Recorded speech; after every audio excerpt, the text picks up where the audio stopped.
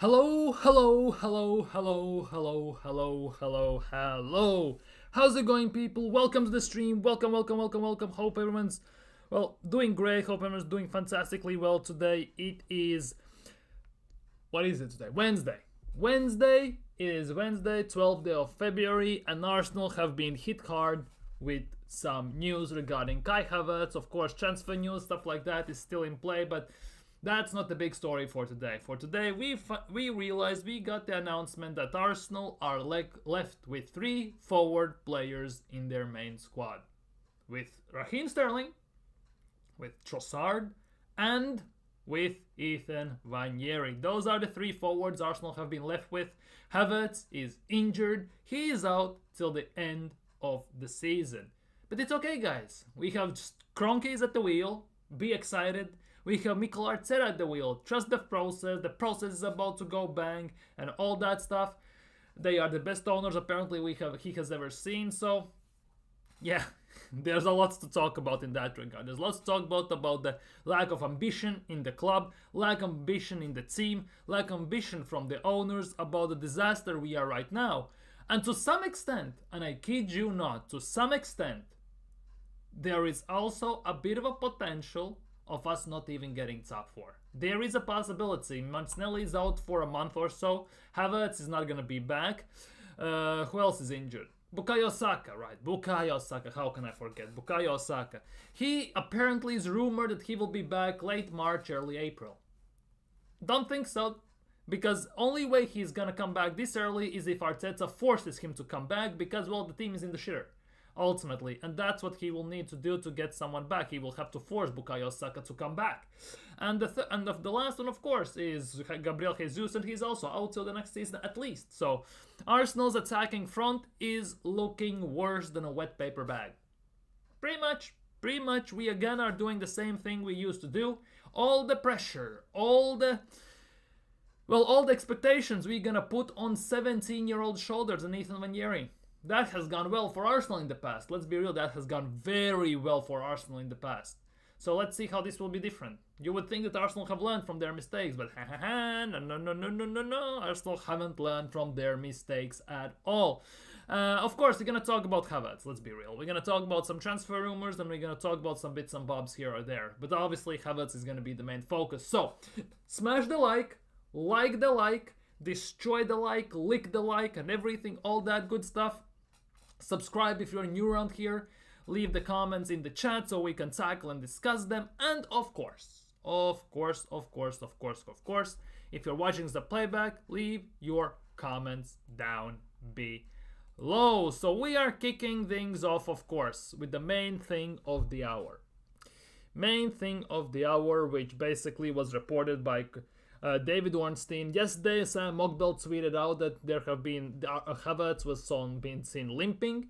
Havertz has been seen picking up a worrying injury in the Dubai trip. That's going well, by the way. Just like last year. Last year, Dubai trip, we eat someone else's meat and everything. Pause. And we come back allegedly better than ever, and still we lose the league. Now this season we go to Dubai. Top Gunners are screaming, oh, it's gonna be like the last year. It's gonna be like last year where Arsenal just did it. They went to Dubai, they came back, they were almost unbeaten and everything. And this time we go to Dubai and it's a complete opposite type of situation. We have been destroyed with injuries, predominantly in the attacking department, let's be real. And even in Dubai trip, we get some injuries. So this is now looking hella worrying and hella bleak. I'm not gonna lie, it is looking very, very worrisome. If I was before, even when Martinelli wasn't injured, when Havertz weren't injured, if I was looking at the Leicester game that we're gonna play on the weekend, and I was thinking, let's be real, 90% chance we are winning this. Now I'm looking at this game and thinking, oh my god, what we gonna do? I'm not gonna lie, I am quite worried because I'm looking at the attack and I'm not sure what Arteta will do now, because I have seen rumors that Mikel Merino can play as a number 9. That is a nuts one, let's be real. Calafiori has played as a striker as a kid, so that's another nuts one. But to be honest, we might as well put our defenders in the attack. They have better finishing than all of our attackers combined, excluding Bukayo Saka, let's be real. So, not sure how that's gonna go. Of course, it will be very interesting to see, but ultimately, Kai Havertz is out for the rest of the season. Arsenal's forward suffered a torn hamstring during training in camp in Dubai. And indications were there before, people. Let's be real. Indications for this injury, for this issue, for this potential doom and gloom that was gonna come upon us was there. It was there. Genuinely. After Wolves game, Kai Havertz was sitting on the ground and getting medical treatment. That was one of the first signs, let's be real. And now fast forward a few weeks, and that is there where it is. And it doesn't stop there, let's be real. It genuinely doesn't stop there, because this is the thing, and this is the reasoning most likely why Kai Havertz is absolutely cooked. Why Kai Havertz is absolutely cooked. Kai Havertz has covered the most distance in Premier League between August 24th and November 2024. So in those time, he has covered 123 kilometers. Like, isn't that something insane? Isn't that insane? Because look at Kai Havertz. Yes, I realize that Arteta signed him as a midfielder. Arteta said that has signed him as a midfielder, but he plays as a striker. He plays as our number 9. Maybe that's why he cannot finish, because he's basically drained of energy when he gets the ball from all the running. But look at the people who are with him there. There's Bruno Guimaraes, one of the best midfielders in Premier League. There's Lewis Cook, ironically enough, Bournemouth are balling this season. Yuri Tielemans and Kulusevski. And Kulusevski is an interesting one, because under Postecoglou he plays right wing, sometimes in the midfield as well. So, but it is what it is. But overall, Kai Havertz has covered the most ground as a number 9 in the Premier League in between August of 2024 and November of 2024. And at the moment, that number 100% is 10 times bigger. Is much, much bigger. It's much, much more annoying, and it's definitely he's still up there. That is the worst part in this, because Kai Havertz plays almost every single, well, he plays every single game, almost every single game for the full 90, without substitutions, without anything. He's still doing his thing. Arteta has done nothing to try and rectify this and improve on this. Genuinely. Big up Arsenal Manic. Big up Arsenal Manic. Manic. Yeah, big up, big up, big up, big up. Are you not entertained? Are you not entertained yet? Be excited, they said. The process is about to go bang, they said. It's banging now, baby. It is banging now. Banging with injuries, that's what it is. And on top of all that, of course, Mikel Arteta in interviews comes out and says, oh, Kroenkes are the best ownership I have ever been under. It's like he has never coached for City. City have proper ownership. Arsenal have basically clown show, let's be real. So it is what it is, I guess. But yeah, Kai Havertz, like, it's actually nuts. Yeah, let's go to buy. The trick may work again. Yeah, woohoo! Yeah, it worked. Just in a different way it worked, obviously.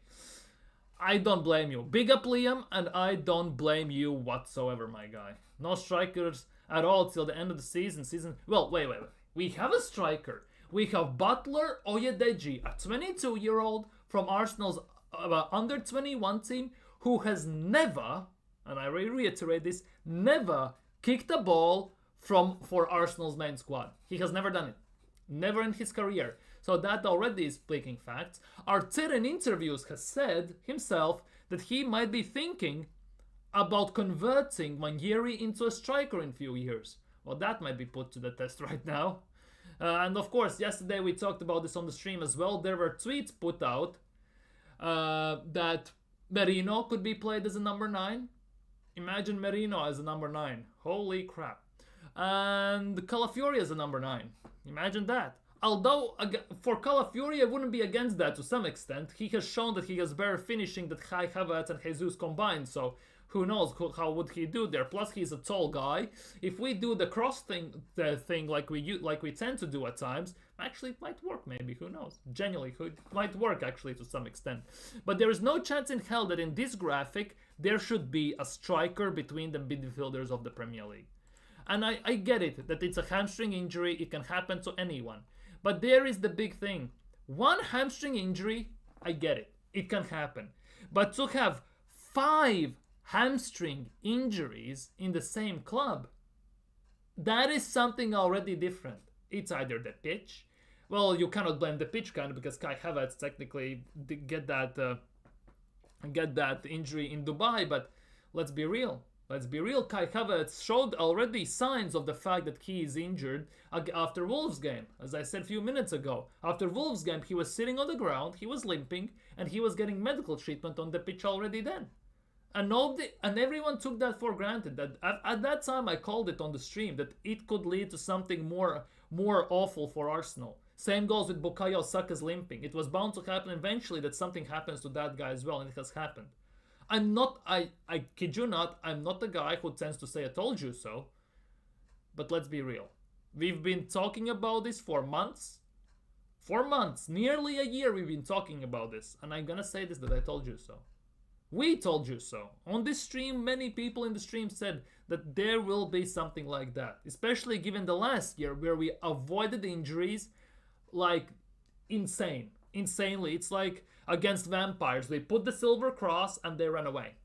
No, not silver cross. That's against werewolves. Oh no, it is against them. Silver is against werewolves. Cross is against vampires or the garlic and all that crap. We basically avoided them like we were wearing garlic against vampires. That's basically what was it. Last year we didn't get injuries whatsoever. This year, injuries have hit us so hard that everyone's in panic mode these days. But yet still, by the way, there are still top gooners, Arteta only fans, Arteta sexuals and all them men, who say, we can still do this. We still can do this.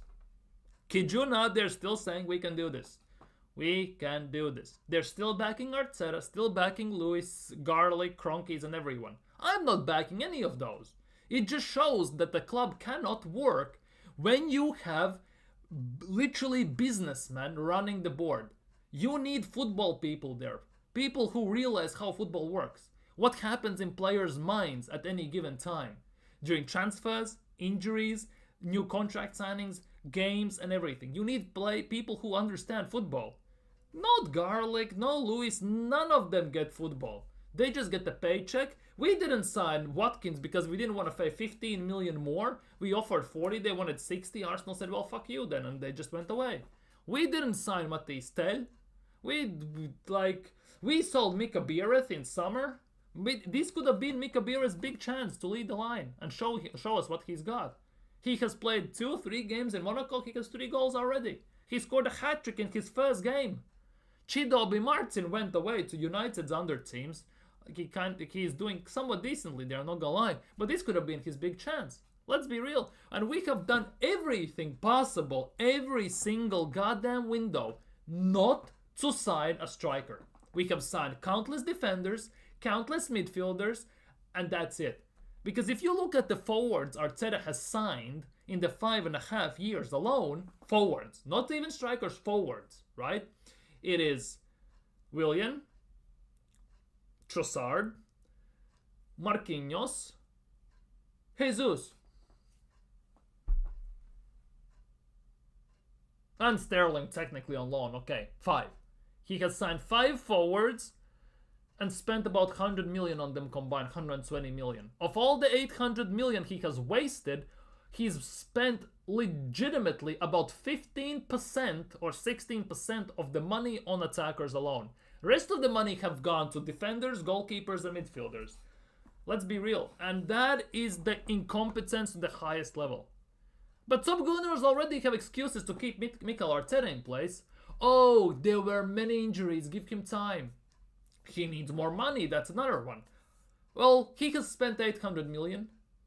He has this squad. He has created this mess. Let him coach himself out of this mess. If according to Top Gunners, he's the best manager we have ever seen, best looking Spaniard we have ever seen, and only manager that is better than him is Pep Guardiola.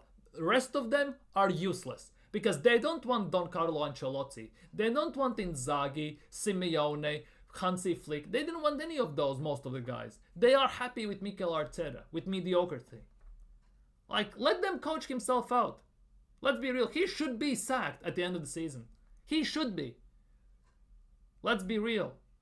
Arteta should be sacked at the end of the season. And Kroenke, Garlic and Lewis, all of them should go. We need someone to buy the club and completely sack the whole board and rebuild it from top to bottom. Ultimately. Oh, the Top Gunners can hold it. They can hold that emphatically, stratospherically, atmospherically, and every ways, shapes and forms. Galaxical. No, that's not a word. Galactical. Galacticals. They can hold it that way. Exactly. We told them so. We did. We were sitting here. In summer, we were telling them that. Throughout the first part of the season, when Odegaard was injured, when Saka was limping, when Saka got injured, we told them that. In January, we told them that it was just a matter of time until Penny drops. And it has happened. And now, it's panic settings. Oh. You know how Arteta has this deer in headlights look on the side when Arsenal are losing and he doesn't know what to do? That's what Top Gunners now have. Deer in headlights look. They can all hold it. Possibly Merino as a false 9. I've read that on internet. I have read that today on Twitter. I have read it. Apparently, Mikel Merino has been identified as a very... I forgot the wording of that thing, but very, very... Where is it? I know Yorkshire... this one. This tweet. Apparently, Mikel Merino has been identified as an auxiliary striker in case of emergencies. What the actual F is that? What the actual F I'm reading here? What am I reading here? What am I reading here? Merino as a number 9. He barely can turn around when he needs to go for a shower. What can he do on the pitch when he needs to turn around? Big up Kwame, big up my guy. Hope you're doing well. What do you think of Calafiori playing up front? Would go. To be honest, I can't. Like, Calafiori has played as a striker in his earlier career. First of all, right? Second of all, our defenders, Gabriel, Saliba, Timba, also Kieran Tierney, by the way, Calafiori, even Miles Lewis-Skelly. All of our defenders have better finishing ability than our forwards. Better than Jesus, better than Kai Havertz, better than actually in recent times than Trossard, than Martinelli. All of them. Our defenders are better at finishing. Pause. It's bloody embarrassing. Exactly. Clueless, careless owners and a rookie as a manager. Exactly. And the worst part is, we don't even have a sporting director still. We don't even have that. We don't even have a sporting director still. Probably some of you have already forgotten about the fact that we have Jason Aito as a temporary sporting director. We need to still sign that one. How are we going to do summer business with no sporting director? How is that going to work? Let's be real. And the way Edu jumped ship in September or October, I think September, October, I think it was. I get it. I totally get it. He saw that his role in the club is diminishing, slowly but steadily. Arteta gets 15 million a year. He gets a massive influence on every single thing Arsenal does, and that basically ruins his role and it makes it more meaningful. It makes less meaningful, Edu's role. And he said, well, fuck you guys. Genuinely. And I don't blame Edu for doing that one single bit. I'm not gonna lie. He looks like a genius now jumping the ship early. And the worst part is, usually when you leave, you need to hand in a notice and you need to work. For example, in my country, you need to work 2 weeks or a month, depending on circumstance. Unless you move to a different country, you can instantly leave. But usually you hand in your notice 2 weeks or a month earlier so you can work that period off until you find your replacement and then you can go. Edu just said, peace out, suckers, and no time he's working back. He's on the leave. He's not even helping Arsenal. He's not helping them. He's not doing any business with them. He probably has Arsenal blocked on his phone. Instantly. No questions asked. I told everyone going to Dubai was a mistake. You're going from a cold country to a hot country. You don't think your body won't be damaged. It can't adapt. It makes your muscles weak. It's a PR move. Last year it worked. What do you mean? Top Gunners said last year it worked. And to be honest, to fix muscular injuries, let's be real, people go to hot states. People go to California, to Dubai and everything to kind of try and quicker heal from muscular injuries, especially after surgeries. I get that. I totally get that. But ultimately, like, it's not it. Because let's be real, they're gonna come back in a few days, if not, to be honest, tomorrow, because they have to play on the weekend most likely. And they're gonna be back on that cement level training ground we are playing on. They're gonna be back in the cold weather. And there's a bigger chance we're gonna get another injury at this pace if we're gonna move players like that. It's actually kind of insane. It genuinely is kind of insane. The excuses at the end of the season, oh my god, I already can imagine at least 10 of them. At least 10, and there will be more of those, 100%. Like Conte said, make Alba make make Olivier make exactly. We shouldn't be surprised Dubai trip won't do a thing. A complete farce, exactly. Complete farce, pretty much. Utter and complete farce. And people were saying, oh, this is the turning point of Arsenal's season. What turning point? We still don't have Saka back. And by the way, if this club rushes Bukayo Saka back, we saw the scar he has from a surgery on his calf. On his thigh. We saw that. We all saw that in the training. And that takes quite long time to heal. Let's just put it lightly, right? And if he gets rushed back, if someone rushes Bukayo Saka back, you are risking him more to another big injury.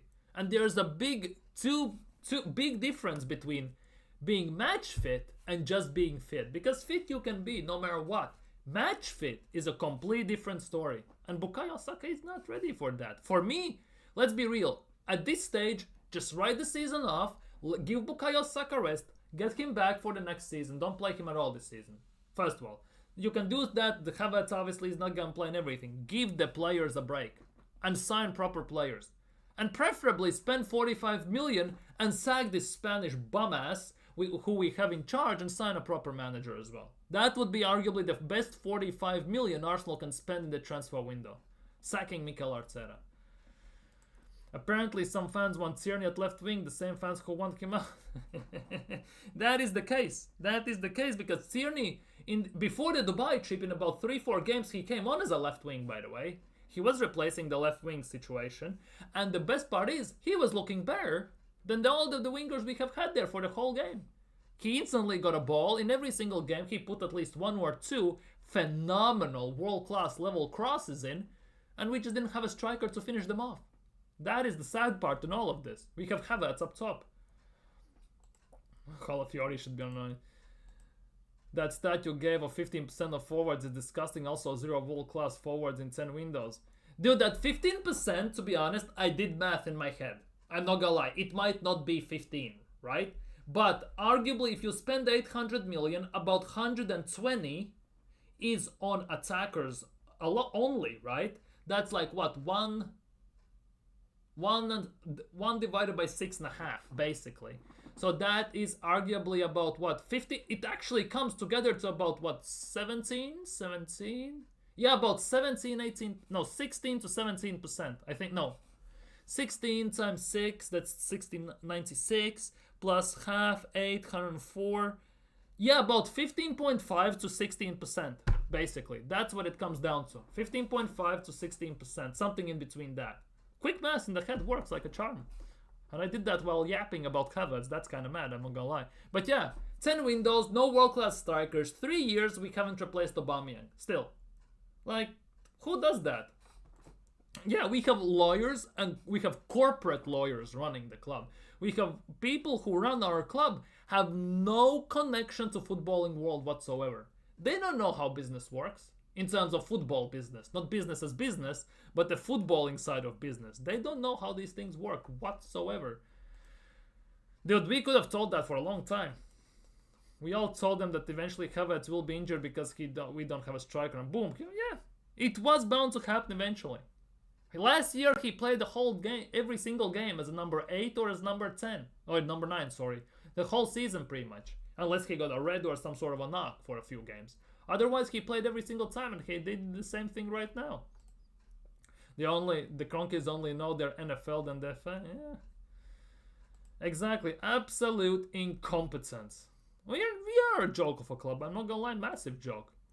If the club don't care, why should we? To be honest, we will always care. That is the big thing. We have grown on this. We have grown up with this. There might be some even deeper roots to some other fans. The thing is, the club don't care. The ownership don't care. That is the big thing. The ownership doesn't care. And as I have said it in specific a bit more in the recent streams, in 2006 when we moved from Highbury to Emirates, the name Arsenal and the franchise per se moved to the Emirates. But about 95% of the soul that Arsenal was, the essence of the club, was left at Highbury at the end. Let's be real. Because we have never achieved anything close to what we achieved when we were in Highbury. Nowhere close. Arteta should resign because he can't deliver simply. Exactly. He should. He should go, ultimately. They have already threatened season ticket holders about missing more than 4 games. That is the most disgusting part. You pay for a season ticket. You got your money, Arsenal. Shut the fuck up and take the money. It's my decision whether I can go or I cannot go. What if you get sick and you cannot go? What if there's a family emergency and you can't go? It basically means that if you have an unexpected emergency 5 times during 9 months, for example, something happens, right? And you are not available to give your ticket away and put it up for sale and everything. You're done. You are dead to them. You genuinely are dead to Arsenal instantly. Let's be real. They treat fans as bag of cash. They treat us like piece of trash, to be honest. On top of that, they don't care about you. They don't. They just don't. Ultimately, as long as they get the money, they just don't care. I'm not bothered by those who attack me saying I should support my local club. I'm an Arsenal fan for 50. Exactly. Big up to you. Big up to you. Big up. I get sick when I go to Albania, a hot country from England, because your body is trying to adapt. Dubai is stupid. We have a multi-million-pound training complex. You're telling me they can't train. Exactly. That is the biggest thing. You have even stadiums, big stadiums, even in Europe, by the way, not even in Dubai, that simulate the weather that is in Dubai, that is in Egypt, that is in Brazil, and everything that simulates the weather in pretty much. So you can train there if you want to, genuinely. You want to feel hot, go in sauna. Why not? You want to relax, you want to be chilly, jump in a nice bath. Why you have to go to Dubai? Oh, tax-free zone, we can eat salt-based meat and everything. Whoop, whoop, whoop, whoop. Stupid idiots. Genuinely, rewarding failure. Rewarding failure, exactly. Trip to Dubai was ultimate reward for the failure. Wouldn't be surprised if we spent our whole transfer budget on the trip to Dubai, by the way. Wouldn't be surprised. Diego Costa on a free. Dude, big up Nathan. Big up my guy. Diego Costa would eat Mikel Arteta for breakfast. No salt, no pepper, no sauce. He would chew him up and spit him out. Arteta can't handle Diego Costa. He couldn't handle Diego Costa whatsoever. He couldn't even handle Guendouzi. What the hell do you mean he's going to handle Diego Costa? Yeah, he's never signed a striker since he's been in. That's the big thing. He has never signed a striker since he's been at Arsenal. He has gotten rid of Golden Boot winning Aubameyang, low-key, near world-class level Aubameyang. He has gotten rid of, what's-its-face? Lacazette, Balogun, Biereth, Chido Martin, probably missing someone else and everything. It's actually kind of insane. And on top of that, Arteta has never signed a French player. Arteta has never signed a French player since he's been here. When we were under Wenger, France was like our playground. We went there, we picked the best player, we picked some players and they came to us. Now we go and sign Spanish players, who, by the way, cannot even lace French players' boots. That's how bad they are. That's how bad they are. Mikel Merino, for fuck's sake, you want to tell me Mikel Merino is better than most French midfielders that play in the top leagues? Come on, man, give over. Conte bodied Costa because he's a winner. Arteta would cry. Exactly, Arteta would go in a corner and cry. If you watch Family Guy, where Chris makes Peter wear the Lewis's bra, because he basically stands up to him and says, "No, I'm the man of the house. You're gonna do what I say and everything." And Peter just starts crying, takes his shirt off, puts on the bra and everything. That's pretty much what would be Diego Costa versus Mikel Arteta. Tears would be shed and there would be crying in the corner. Why don't we go Rwanda then? I hit country, that's our sponsor on the sleeve. That's the biggest thing. Fly Emirates, visit Rwanda and everything. How many times we have visited Rwanda? Just for the banter, just as a joke thing. We have never done that. We only fly to USA, only to Dubai. If we're lucky, we fly somewhere else. We never fly to those countries, yet we have visit Rwanda there. By the way, Carlos Vela on a free. Dude, it's too late. But it's not PR, so Dubai, here we go. Exactly. I'm glad.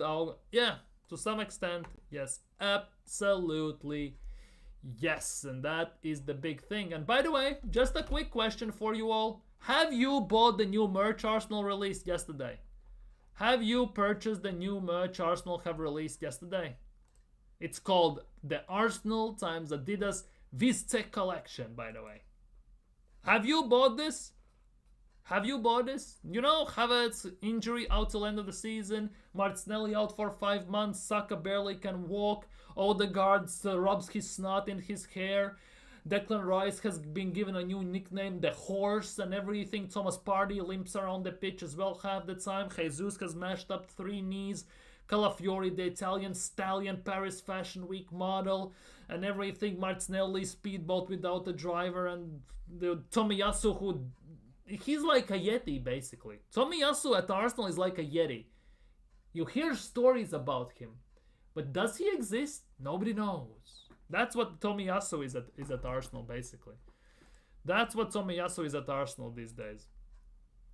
That's how bad it has gotten, ultimately. That's how bad it has gotten. Anyways, I think we're gonna move on a bit. We need to stop this. We need to move on a bit. This came out today. Fun times, huh? Fun times. Read this one. Conte laughed when asked about Costa complaining about his treatment to him. Exactly. Conte is gangster. He doesn't take shit from anyone. Conte, Italian managers alone, to be honest, if you stand up to Italian managers, you better either know your role afterwards or you better get the job done. Because if you do it something wrong, the Italian mafia and everything will go all over your ass.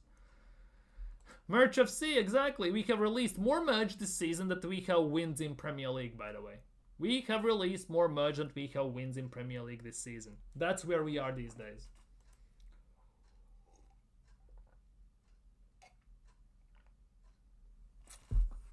Dude, is there even anyone to pick from?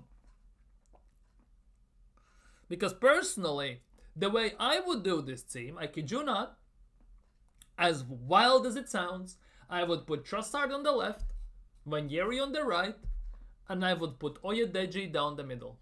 Don't give a crap about Merino potentially as a number 9. Don't give a crap about Raheem Shillings and all these garbage players. Put Oyedeji at striker. Just do it. Why not? Just do it. He's been here at Arsenal for like 7 years, if I'm not mistaken. He has never kicked a ball for the main squad. Give him a chance. Like, why not? Like, genuinely not. In about 10 games, he has, 7 goals, 6 assists, or 9 goals, 4 assists, or something like that in League 2. Might as well play Oyedeji there. It's not like we have worse options, and to be honest, while Havertz was there, might as well play Oyedeji then as well. Nothing to lose, everything to gain, ultimately, with our attack these days. And it's not like our attack and our number 9s have set the bar so high that Oyedeji will get cast out. The bar is so low, right? Even penny cannot be slipped under it. Even a penny cannot be slipped under the bar Arsenal have set in attacking department this season. Exactly, might as well play Oyedeji. Nothing to lose. With Oyedeji, we will need an overlapping fullback to stretch defense. That's the thing. That's the other stuff about Arteta. Swallow your dumbass narcissistic fucking pride. Look at yourself in the mirror and stop this inverted crap. Overlap or GTFO. That also needs to go because that is leading us nowhere ultimately. How comes everyone that beats Pep Guardiola doesn't invert? Ancelotti doesn't invert, Inzaghi doesn't invert, Hansi Flick doesn't invert. Only Mikel Arteta inverts. Like that also is dumb as hell, to say the least. And the other one about him is that he needs to fuck off, first of all, or he needs to look in the mirror and finally realize that to win the league and to win something, he needs to sign players, world-class players that have attitudes. And he needs to be a man up and deal with them. Enough the yes man.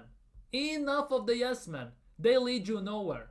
Why do you need people who follow you like sheep? Maybe that's what Arteta wants, obviously, at the end of the day. But he needs to sign players that challenge him, that give them attitude, that think differently from Mikel Arteta, that will throw their toys in the pram if something doesn't happen, if basically they get benched for Oyedeji or for Kai Havertz or someone like that. You need a challenge. You need someone with an attitude, because the best players, if you are one of the best players in the world, if you are one of the even top 10 in your position in the world, although certain positions might be exclusion because they're not even top 10 best players in the world in that position, you will have an attitude. Because you know how good you are. You know how big you are in the world of football when you are on the big stage. And you need that in the team.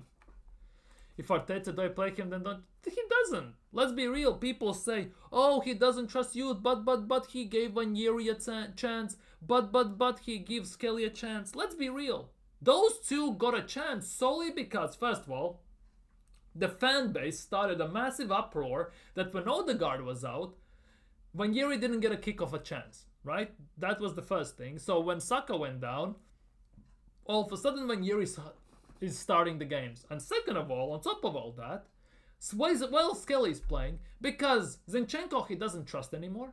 Merino is injured. Fucking hell. Calafiori was injured. Timber has to play right back because, let's be real, Ben White is injured and he had a surgery. And, well, Tierney he just doesn't like. He's a moron. He doesn't like Tierney, obviously. So Miles Lewis-Skelly has to play as a left back. So basically that was, again, two forced players that needed to be played due to injuries again at the end of the day. And he totally has lucked out that those two guys are as skillful and as fearless as they are. Because if they had no mental strength and they were weak as a piece of paper, they would have crumbled and Arsenal's whole season goes down in flames. Currently, just because those two can carry the weight of the team, arguably, to some extent, we are where we are at the moment in the table, in Champions League and in Premier League. Let's be real. Yeah, that's the thing. He's too arrogant to play Oyedeji. Big up G-Star. Big up my guy. Yeah, Pep doesn't invert even these days anymore. Let's see how long till it takes for Arteta to stop inverting.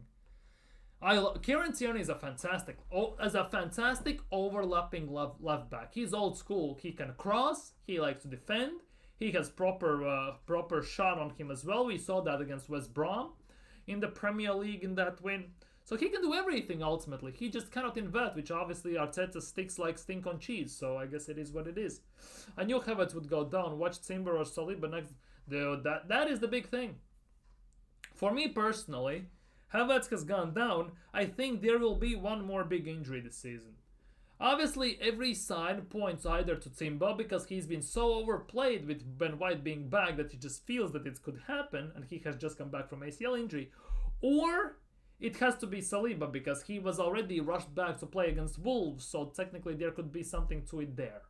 So we'll try and we'll see, because the way he played against Newcastle, how bad he was, there's no chance in hell he's that bad of a player. So either the injury is still bugging him, or he partially, mentally, has checked out and is already in Madrid. One of the two options.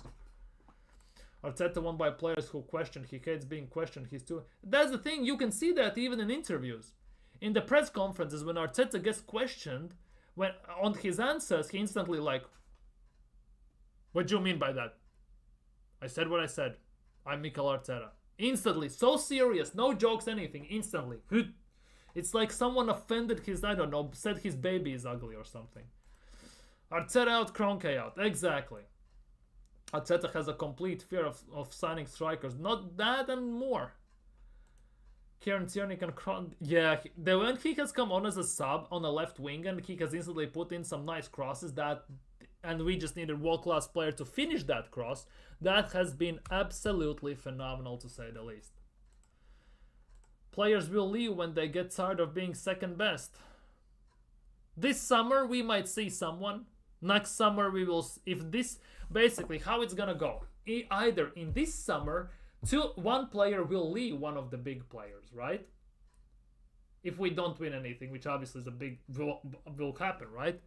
Or nobody leaves this summer, but next summer specifically in 2026 we will lose 2 players in the summer. I think that's how it's gonna go. Either we're gonna lose 1 now and none next summer in 2026, or we're gonna lose none now and 2 in summer of 2026. That's how it's gonna go. Either 1 or 2 we're gonna lose ultimately.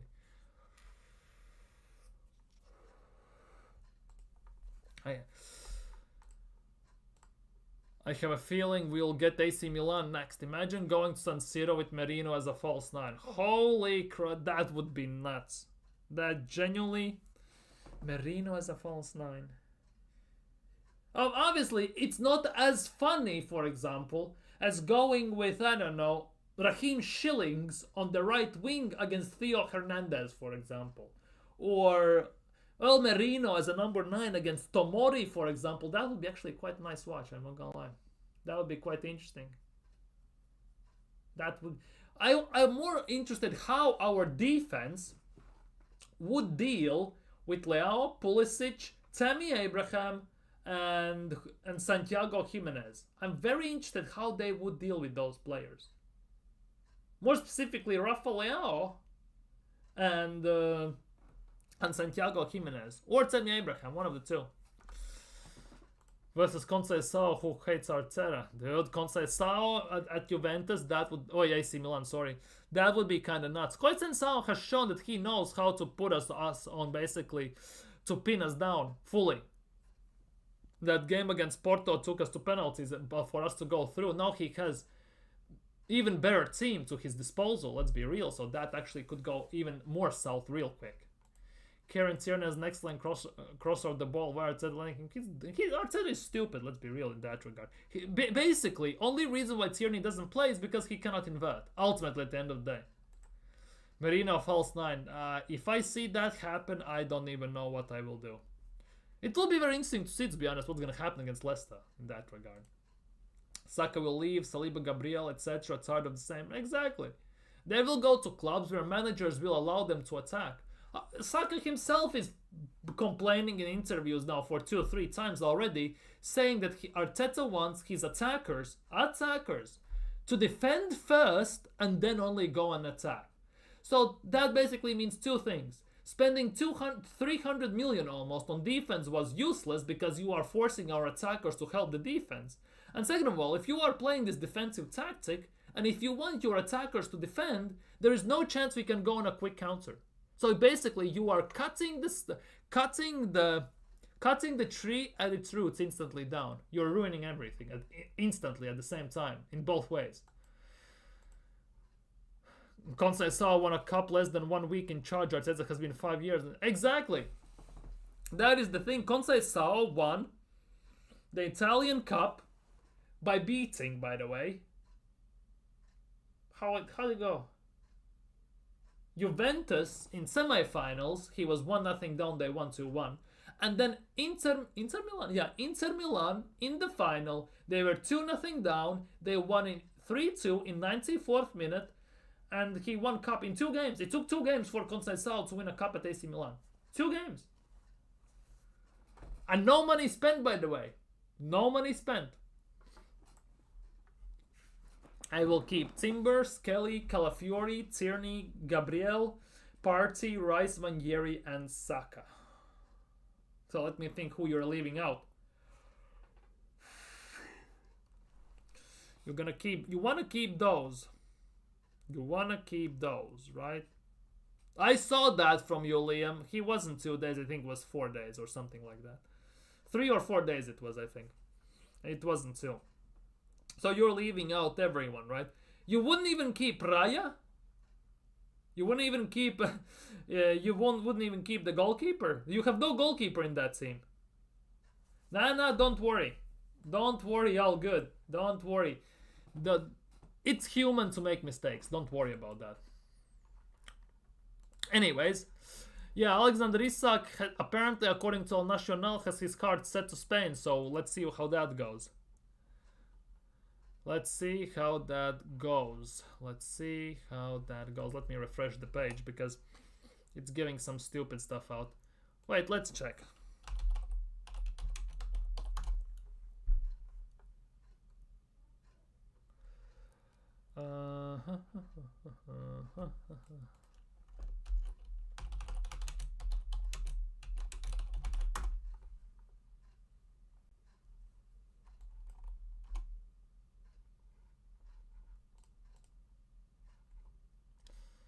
AC Milan, where was it?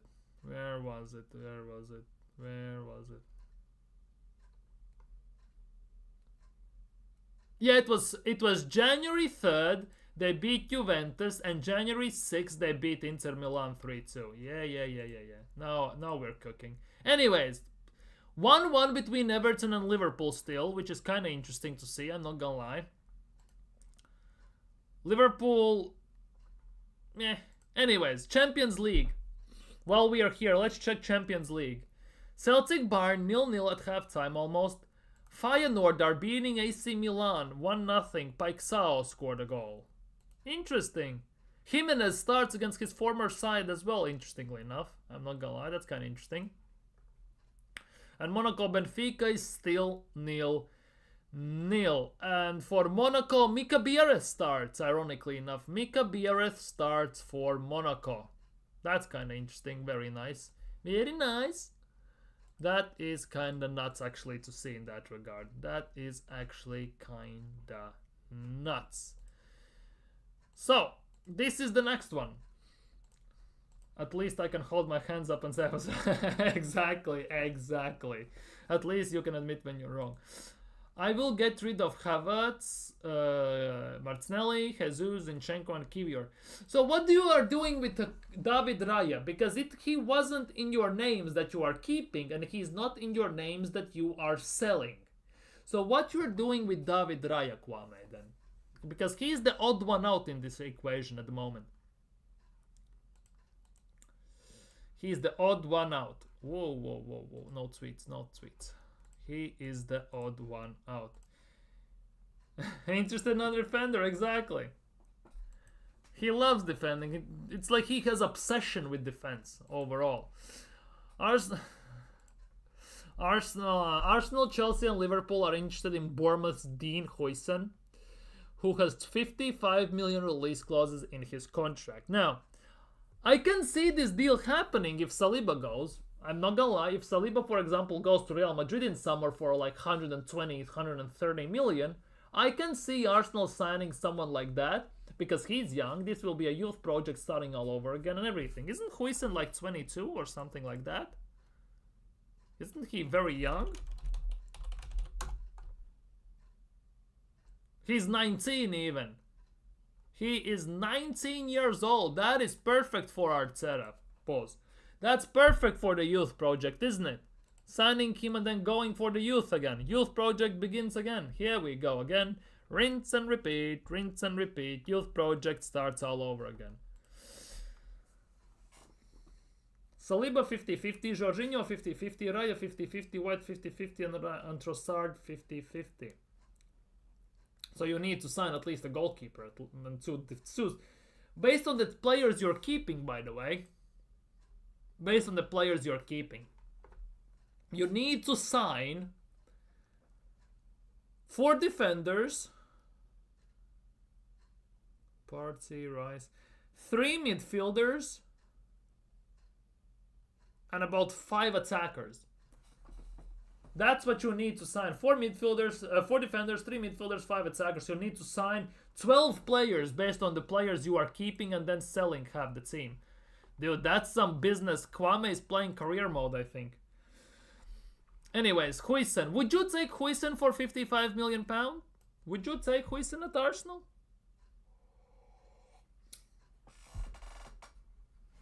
Give me a sec.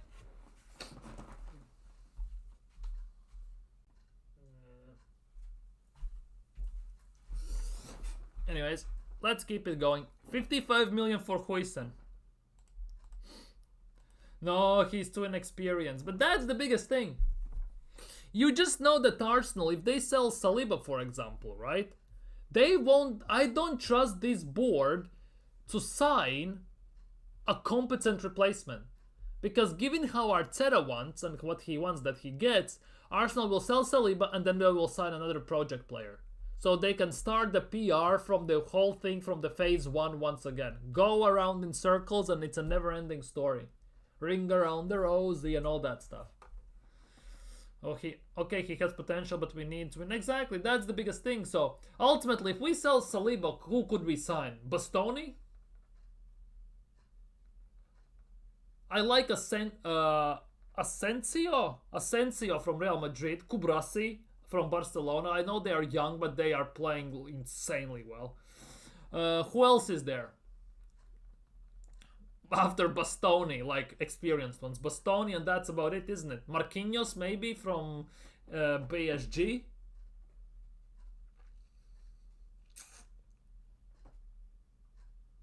Who else? I'm just thinking on top of my head right now. There are not that many.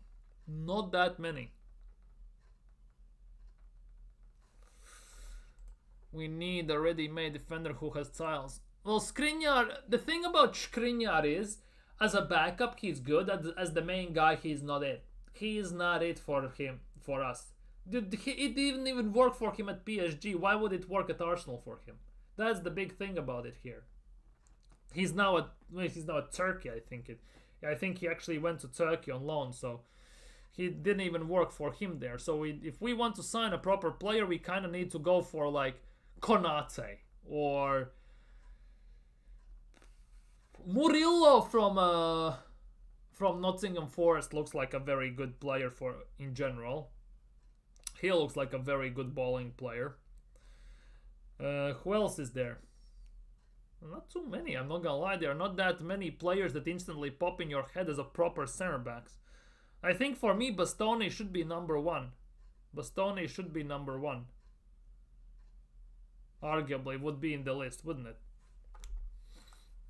Tapso, but Ta is going to Bayern Munich. That's already pretty much confirmed, if I'm not mistaken. Who makes you sick at our club out of Arteta and the board? Kroenke. That's another one.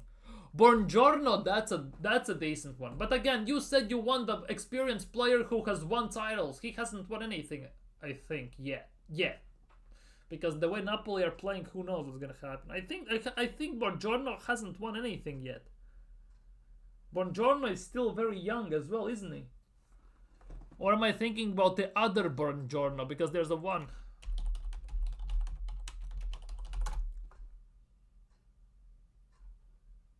Why I think he hasn't won anything? Yeah, he has won nothing. Coppa Italia Primavera winner. You see, that's the thing. Now you sound like a top gooner, you know? You sound like a top gooner. You're starting to move goalposts now. You want an experienced winner in the team to replace Saliba, but there isn't one. That's the biggest thing, because if you want the biggest one, you have to... Who is the one? There isn't one. That's the biggest thing. Konate. Ultimately, it's Konate, Van Dijk. Technically, Rudiger, there's Militao. All are injury prone, let's be real. And there aren't even that many if you think about it. There aren't even that many. Like, realistically speaking. No, he's a hothead. That for me doesn't work. He's way too erratic. Way too erratic for me. Plus, he's about to sign a new deal at Barcelona very soon. No, I'm not saying you are a top gooner. I'm not saying that. But with this, you sound like a top gooner. Like a top gooner. Because we need ready-made defender who has titles. You name the names who have won nothing, and then you say, okay, no titles but experience. You start to move goalposts all over the place again. Don't go anywhere. Don't go anywhere. Don't worry, it's all banter and fun basically at the end of the day. That's why you didn't want Huisen, but you want Buongiorno. I see you. Anyways, looking for summer. We already looking for summer signings, right? And apparently Bournemouth winger Semenyo is a real target for Arsenal this summer. Not for January. It wasn't in January. Nobody cared about January. For summer, it's another target. Allegedly, of course. It's all PR just to take our attention away from the potential signings. Potential problems at the club, of course. The club are confident that they can secure the signing of Benjamin Šeško as well as winger ahead of next season. The 25-year-old had 13 goal contributions for Bournemouth this season.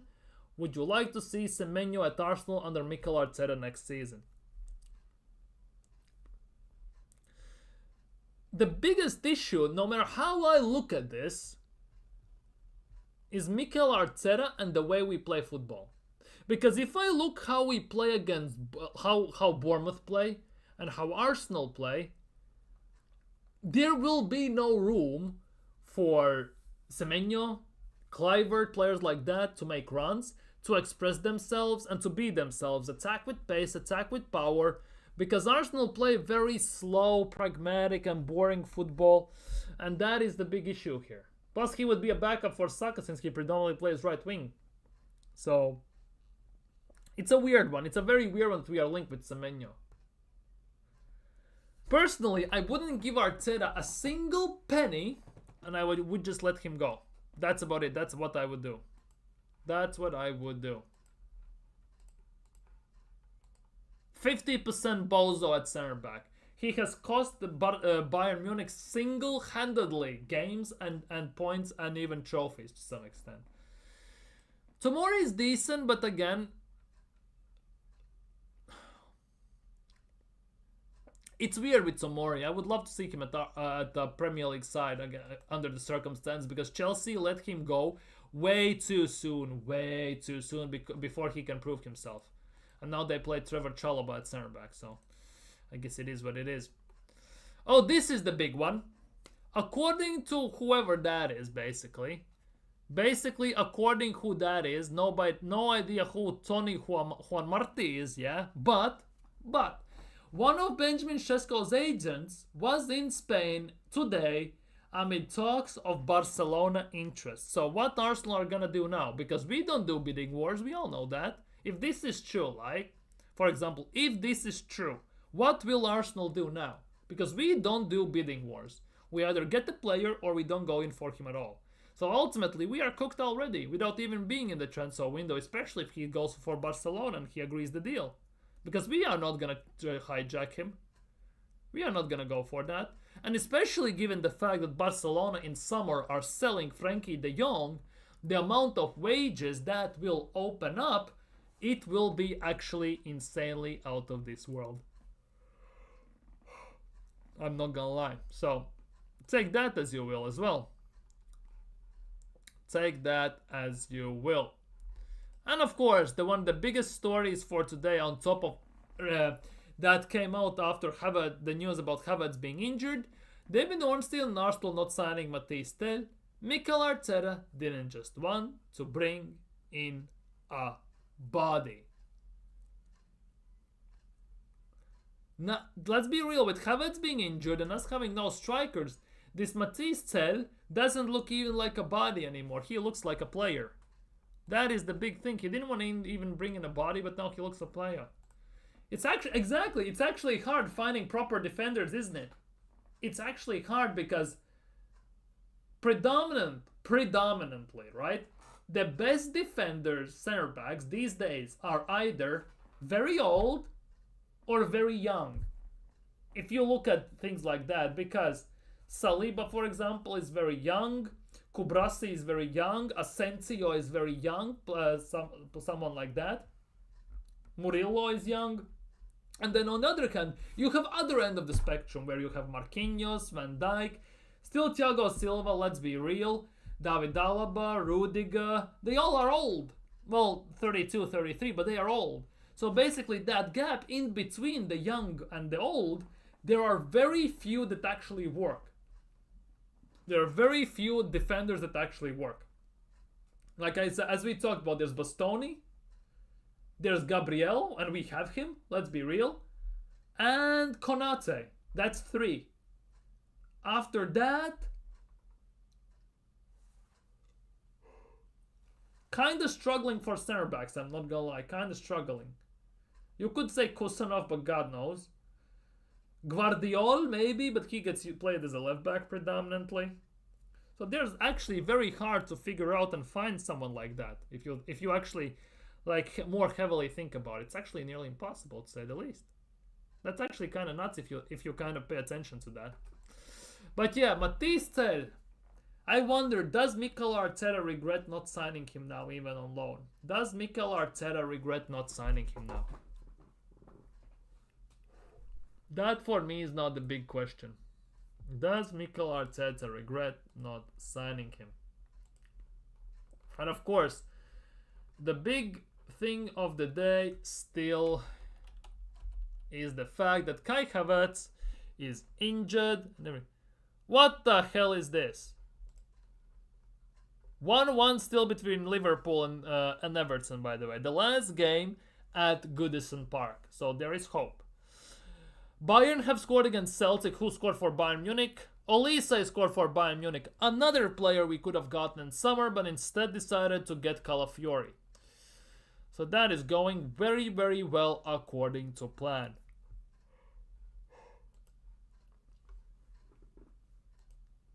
Arsenal have opened discussions with Gabriel Martinelli over a new long-term contract. Although negotiations are in the early stages, there's a feeling among all parties that an agreement will be reached.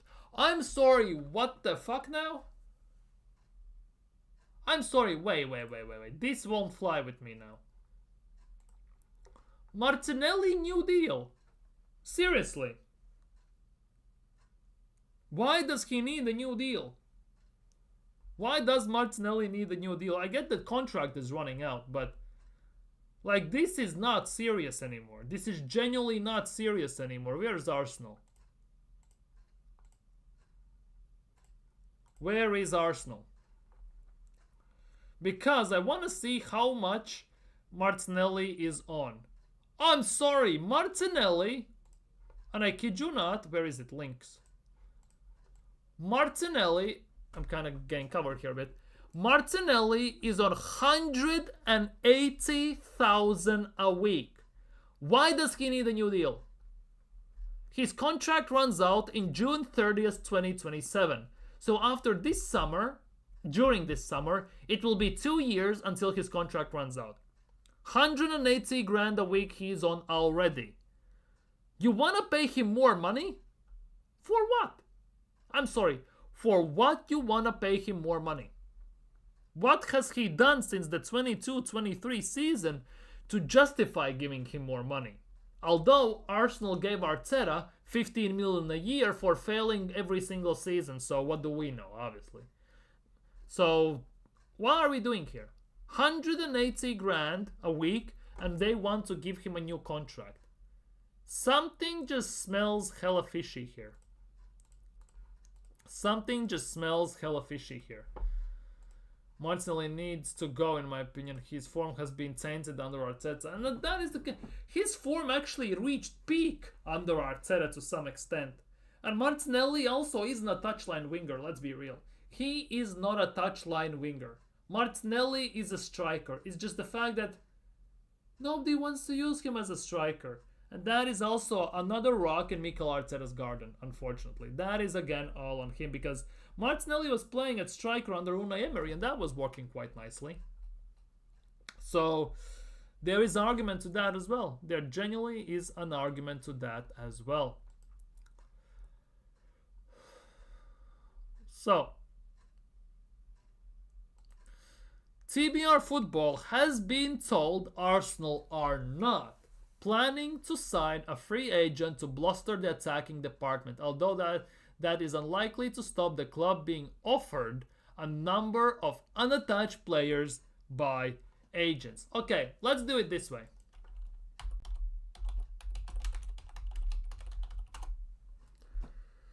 Free agents in football.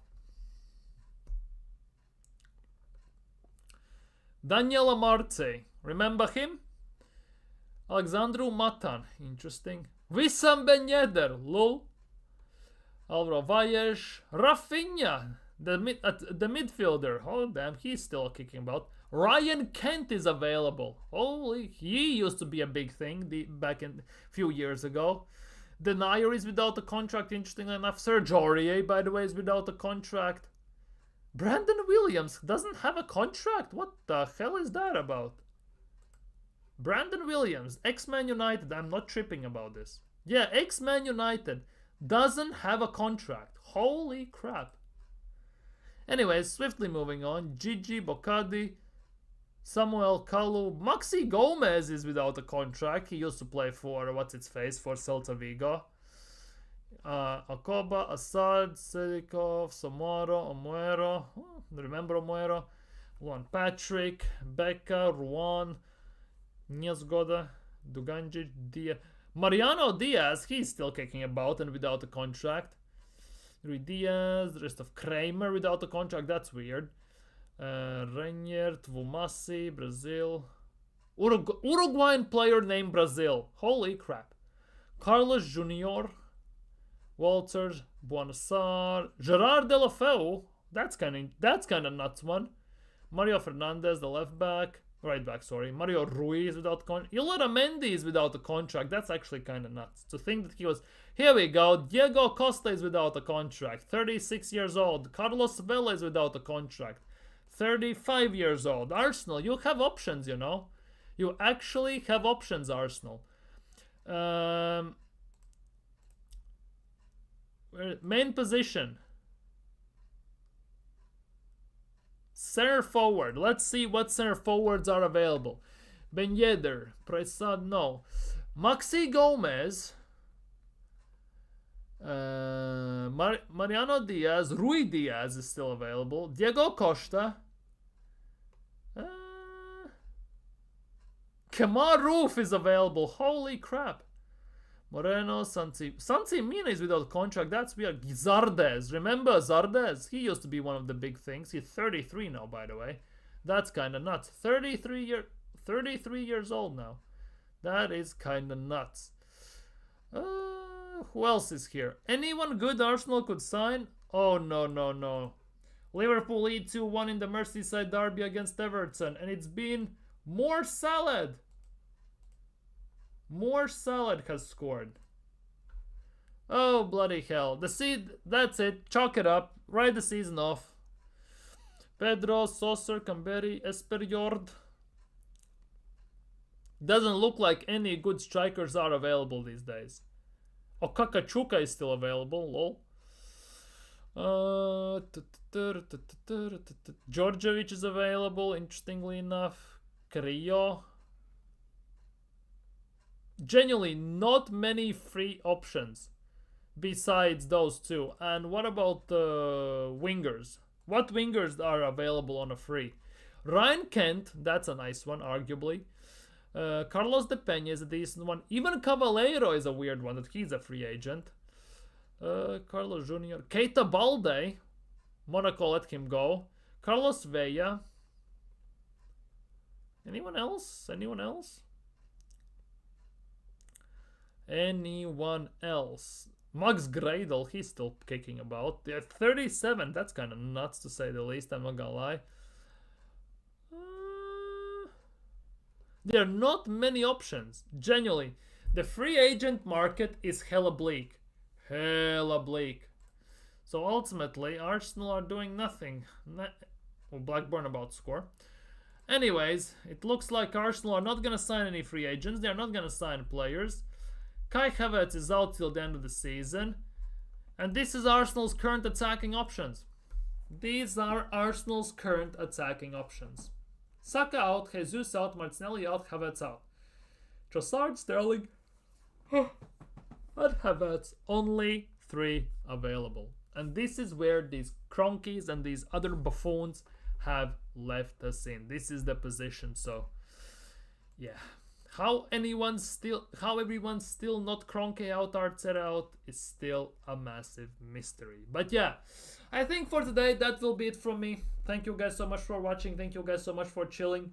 I'm kind of beat after today. I'm gonna take an early time to hit the shower and hit the bed because I'm generally passing out as I'm talking here. So very sorry if I was waffling a bit too much or I was a bit too dazed, but yeah, it kind of gets the toll on you ultimately when you work too much. So yeah, thank you guys so much for watching. If you haven't liked the stream already, caress that like button, subscribe, comment down below. Take care, stay safe, stay amazing. For fuck's sake, I cannot even speak. Big up Liam. Thanks man. You guys made it awesome as well with your comments and banter, everything. Let's not forget you sounded like a top gunner today. I'm gonna remember that. Anyways, take care, Kwame. Have a nice evening as well. See you all tomorrow. For today, I am out. Kroenke out. Arteta out.